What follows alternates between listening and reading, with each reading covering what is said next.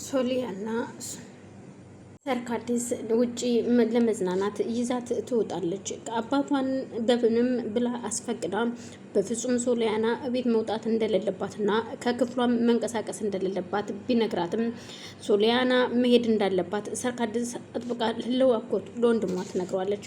ወንድሟም በቃ እንደፈለግሽ በማለት ክፉና ደግ ካንቺ ጋር መነጋገር አልፈልግም በማለት ሶሊያናን ከታሰረችበት ይዛት ትወጣለች። አዜብ የደበቀችው ሚስጥር ስላለባት ይህንን ሚስጥሯን ደግሞ የምታውቀው ሰርካዲስ ስለነበረች ሰርካዲስን ስለዚህ በጸባይ መያዝ እንዳለባት ስታምን ለባሏ አዜብ ተዋት በቃ ትሂድ፣ እውነቷን እኮ ነው ሰርካዲስ ሶሊያና እስከ መቼ ቤት ታስራ ትኖራለች፣ ስለዚህ መሄድ አለባት ስትለው እሺ በማለት ይፈቅድላቸዋል። ሰርካዲስም ሶሊያናን ይዛት ሂዳ ሻይ ቡና ካለቻት በኋላ የፍቅረኛዋን መቃብር እንድታሳያት ስትጠይቃት እሺ በማለት ሰርካዲስም ታሳያታለች።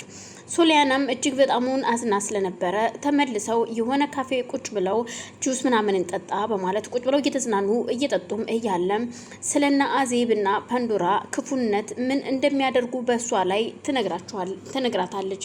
በዛን ሰዓት ሶሊያና ግን በፍጹም እንዲህ ሊያደርጉ አይችሉም፣ እናቴና እህቴ እንደዚህ አያደርጉም በእኔ ላይ እባክሽ አክስቴ እንደዚህ አትበይ ብትላትም አክስት ግን በፍጹም እኔ የምነግርሽ ነገር ትክክል ነው እመኝኝ ሶሊያና ስትላት በፍጹም አንቺ ከእህቴና ከእናቴ ጋር ልታጣይኝ ነው፣ እናቴ አዜብ እኮ በጣም ጥሩ ሰው ነች ስትላት እርግጥ ትክክል ነሽ፣ ካንቺ ፊት ለፊት ጥሩ ሰው ናት፣ ግን ከጀርባሽ ምን እያደረገችብሽ እንደሆነ ብዙ የማታውቂው ነገር አለ ትላታለች።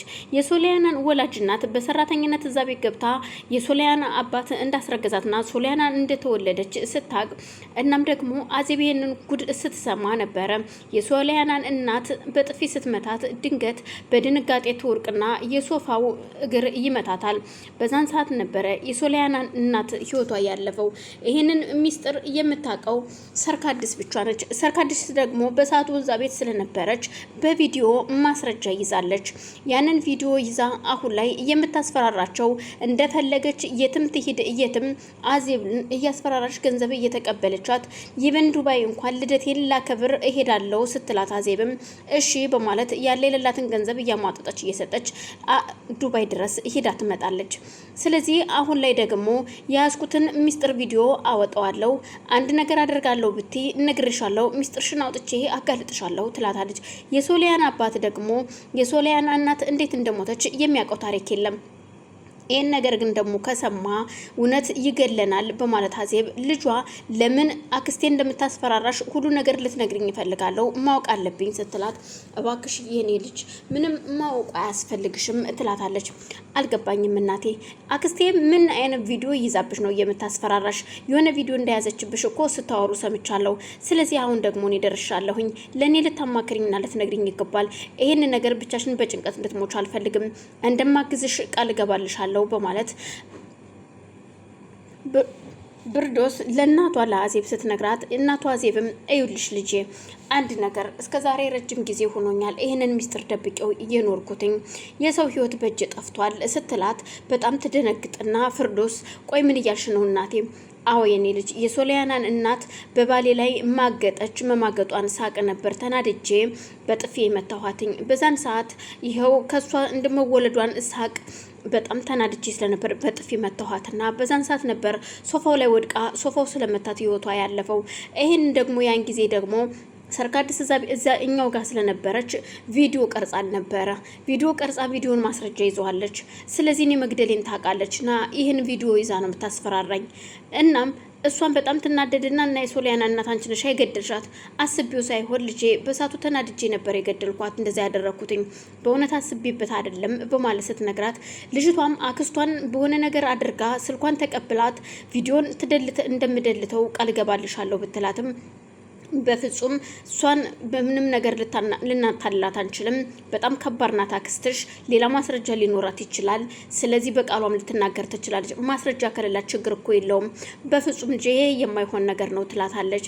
ሶሊያና ከአክስቷ ጋር እንደገባች እያለቀሰች ወደ ኪችን ትገባለች። ኪችን እንደገባች ፋንቱን ነበር ያገኘቻት።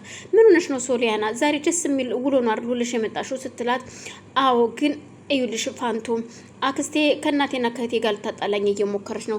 እኔ ደግሞ ከእነሱ ጋር መጣላት አልፈልግም። እሷ ስለ እነሱ ክፉነት ነው የምትነግረኝ በማለት ይኸውልሽ ሶሊያና አንድ ነገር ልንገርሽ እንድታቂ የምፈልገው አንቺ ብዙ የማታቂው ጉድ አለ፣ ብዙ ሚስጥር አለ። ስለዚህ አክስትሽን ዝም ብለሽ አትወንጂያት፣ ምንም ነገር እንዳትቀየሚያት። አክስትሽ የምትናገረው ሁሉ እውነት ነው ስትላት አልገባኝም፣ አንቺም የምታቂው ነገር አለ ወይ ብትላትም በድንገት ሳትመልስላት አዜብ ትመጣለች። አዜብ ስትመጣባት ፋንቱም በቃ ሶሊያና የሆነ የምሰራው ስራ ስላለኝ እኔ ልሂድ በማለት ጥላት ትሄዳለች። እነሱ መሳቁመው ያለ ወይ ሶሊያና የዛሬ ውሎሽ እንዴት ነበር ደስ ይላል ወይ ስትላት ደስ ይል ነበር፣ ግን አክስቴ አስቀየመችኝ፣ አንቺንና እህቴን ጋር ለማጣላት ብዙ ነገር አለችኝ። አልገባኝም የኔ ልጅ ምን ብላሽ ነው? አክስትሽ እኮ ጥሩ ሰው ናት ስትላት አይ ጥሩ ሰው አይደለችም፣ በጣም ክፉ ናት፣ ከአንቺ ጋርና ከእህቴ ጋር ልታጣላ ሞከረች። ግን ብቻ ይሁን እስኪ በማለት ይልሽ የኔ ልጅ እርግጥ እህት አክስትሽ ትንሽ ከበድ ያለች ሴት ነች፣ ግን ቢሆንም ደግሞ ታያት ብዙ ተንኮል፣ እሷን ከተከታተልሻት በጣም ከባድ ናት ስትላት እሱ ልክ ነሽ። ሰርካድስ ልክ ከግቢ እንደገባች ወንድሟን አግኝታው ስለነበረ እሺ ሶሊያናን የባሏን መቃብር ሄደሽ አሳየሻት አይደለ ወይ ሲላት አዎ አሳየኋትኝ፣ አንተ የገደልከውን አሳየኋት። ግን አንድ ነገር ልንገርህ፣ እኔ ከፈለኩኝ እኮ መናገር እችላለሁ፣ በህግ እንድትቀጣ ፈልጋለሁኝ። ግን ደግሞ ብዙ ነገር አለ። የሶሊያና ብዙ ግፍ እየደረሰባት ነው። አስራት እንድትቀመጥ አልፈቅድልህም። ግን ደስ የሚለው ነገር ዛሬ ተጣልተን የተለያየ ነው። ደስ የሚል ቀን ነበረ፣ ግን በስከ መጨረሻም ተጣልተናል ስትለው እጅግ በጣም ያሳዝነዋል። እኔ ልጄ ምንም እንድትሆንብኝ አልፈልግም። ምን ነው አሁን ተጣላን ስልህ ነው እንዴ ስለ ልጅህ መልካምነት የምታወራው? ስለ ልጅህ የምትቆረቆረው?